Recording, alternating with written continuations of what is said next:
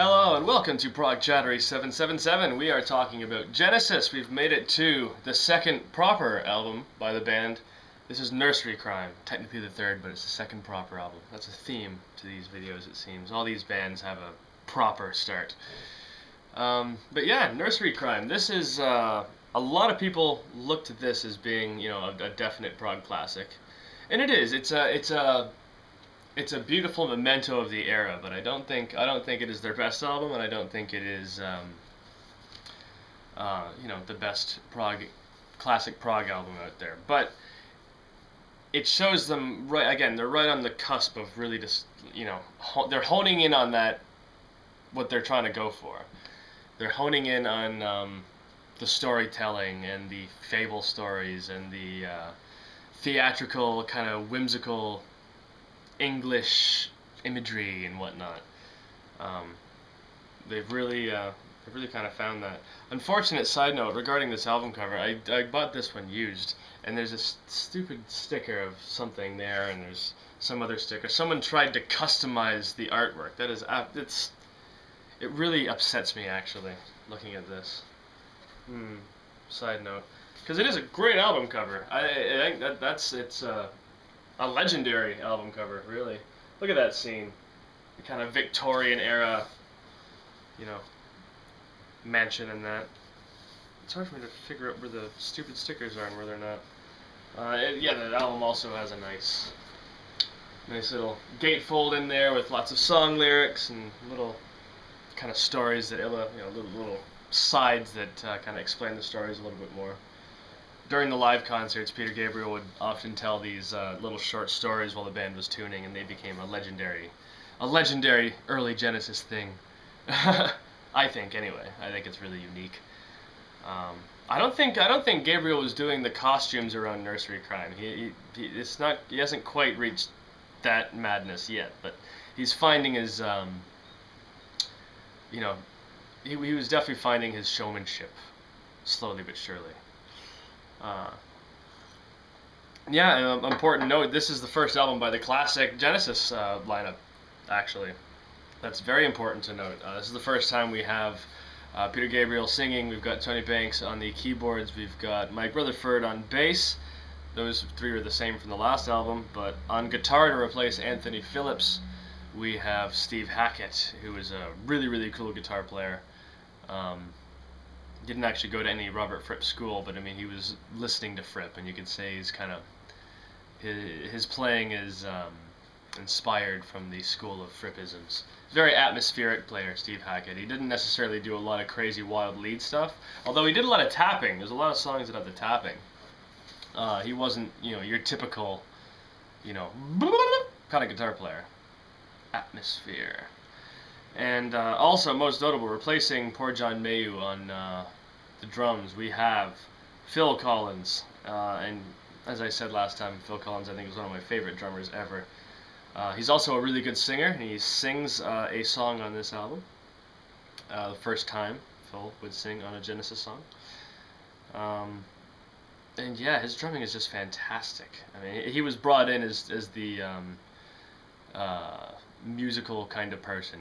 You know, the other guys were more songwriters, right? And, you know, Phil Collins was a player. He was all about, you know, learn your craft and play your instrument like a boss, which he did. Yeah, obviously he nailed his audition. There's a whole funny story. I'm sure you can find it somewhere online when Phil Collins auditioned for Genesis. But yeah, he would have had it. He was such a good drummer. The album, we're going to go through the album tracks now. It opens with the musical box. This is probably definitely the most well-known song off the album. One of the most well-known Gabriel songs, Gabriel era Genesis songs. They played the last section of it anyway, all the way through the rest of their touring career. It's a classic progressive song, really. It is, and it's that fable, the storytelling thing. It's about, this is what the album cover is about, actually. The musical box is regarding this, and this little girl clocks off her brother's head with a croquet mallet, killing him, and he goes up to heaven, I think, and then there is a his spirit or essence or whatever is stored in a musical box, and when his little sister Cynthia opens the musical box and lets the music play, her dead brother reawakens about the other end of the life cycle. So he's an old man, and he is experiencing a lifetime's worth of sexual desires in the moment, and probably gone too far into the description there. It is a really weird story. It is very bizarre. And then it all culminates with the big ending, the touch me, touch me. It's really weird. It's very awkward talking about it in this day and age, but that's Genesis. That's what they were writing about at the time. And musically, it's really, really good. It's a slow, steady build. Lots of that kind of classic 12-string guitar work. Lots of different sections, and then like the end is quite heavy, and it goes into the rock section, the excellent rock section, and kind of as a classical ending. Da da da da da. Wonderful, classic stuff. Then the next song on the album, we get For Absent Friends. Now this was actually Steve Hackett and Phil Collins' contribution to the album. They were given a chance to kind of write a little song together. It's just a minute-and-a-half little ditty, and honestly, I quite like it. Phil's voice is he's kind of doing the schoolboy voice thing, but yeah, it sounds nice, and like I said, it's a nice little breathing space. There's a lot of crazy information in the musical box and the big climax to that, so you gotta have a nice little bit of breathing room, and a nice little tasty bit of guitar playing from Steve Hackett, and it's a little ode to two little old ladies going to church and paying their respects to those not there, their absent friends. It's a lovely little Englishy kind of thing. And they say pram, very English. Then we move on to Return of the Giant Hogweed. This might be my favorite song on the album. This is another really famous song off the album. The band played this quite a bit. Gabriel's theatrics, I mean, obviously, talking about the song Musical Box, a lot of theatrics involved there.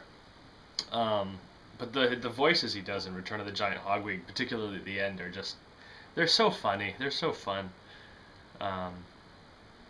Yeah, and great, I mean, I think this is more successful a rocking song than The Knife. The Knife, I think, has too many sections to it, and it's like trying too hard, whereas, I mean, this has a nice kind of song bit at the beginning, nice little verse, nice little chorus, and it goes into this really, really cool Banks-led piano ostinato, and that's a classic bit of early Genesis. I love that bit. Really good on the live album as well, Genesis Live. Yeah, it's a great song. It's about is it the giant hogweed plant that kills humans, and yeah, bizarre. Lots of fun little imagery there, the Russian hills and the royal gardens at Kew and all that fun stuff. When we flip the album over, we get to side 2, and we are presented with Seven Stones. This is it's a good song. It's kind of overlooked by a lot of other Genesis stuff, the early Genesis stuff. I think this is really informed by what King Crimson were doing. I think Tony Banks even said they were trying to do like a Court of the Crimson King or like an epitaph kind of a song. And, again, Genesis just never quite did heavy that well. They were never really into that heavy thing. And that's not why we like Genesis. It's not because they're heavy. It's because they're interesting. They made good, well-written, interesting music. So I think after I read Banks say that it was informed by King Crimson, I think my enjoyment of it went down a little bit, because I was like, oh yeah, I can see what they're doing now. But it's good. It has its dynamics and whatnot, and it's about 5 minutes. Kind of it shows that they weren't just doing the big extended crazy prog stuff. And particularly on this album, there's nothing necessarily super complex about the music either. I mean, there's tricky bits obviously, but it's not like it wasn't quite like what Yes were doing. Yes were doing a lot more deliberately tricky things. Whereas, I mean, again, these are songs that are telling stories, and sometimes the stories are long and weird and convoluted, so the song has to be that as well, to illustrate that. So yeah, then we move on to the second song on side 2, track 5 on the album, I think, yep. And that is, Harold the Barrel, that's the one. Harold the Barrel. This is a funny song. This is kind of the first time where Gabriel really went for that, doing different voices to illustrate different characters in the story. I think Phil Collins does a few of the voices in there. And it's such a quirky, silly kind of a song, and the voices are very silly. And they're, we can help you, we can help you. Really, it's very silly and very quirky, and it seems really, really lighthearted until the very end, because the song is talking about a restaurant owner that's standing up at the top of a building contemplating suicide, and all this kind of fun, happy-go-lucky, fun kind of music, and fun kind of music happens. The final line, "You must be joking, take a running job," and then the music gets very, very, very serious and dramatic, and Gabriel holds the note, and this descending piano line from very slow descending piano line from Tony Banks to illustrate him falling to his almost certain death. So it's a weird juxtaposition, really quirky song, very serious, sudden ending. But it's cool. It's a cool song. Then we get Harlequin. This is probably the one that's most informed from the Trespass album. It's it's got that acoustic-y kind of thing. Again, it kind of reminds me of the Crosby, Stills, Nash and Young thing, like a really English version of that. There's those vocal harmony bits. And they didn't really do that too much after this album. There's the one or two tracks on Trespass, and then there's this one, and then they kind of went away from that afterwards. But Harlequin's nice little piece.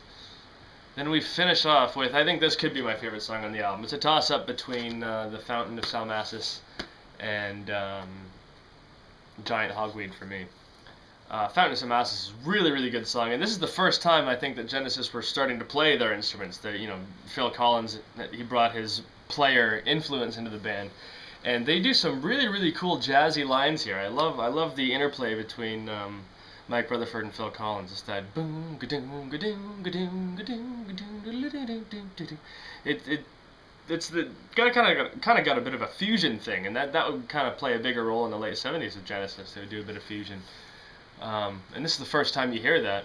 Everyone always talks about the big Mellotron washes, courtesy of Tony Banks, and the kind of classical intro and those sections, which are really, really good. It's a fantastic intro, very dramatic, sets up the scene really nice, very English. But the thing that's always grabbed me about that song is that funky, fusiony rhythm that kicks in. I think it's a classic song. I think it's one of the best early Genesis songs, actually. I mean that. It's better than some of the stuff on Foxtrot. But yeah, more on that later. I think that covers Nursery Cryme. Stay tuned for more. I'm going to do Foxtrot next. Hit me a subscribe, send me a like if you like what you see. And yeah, we will see you later.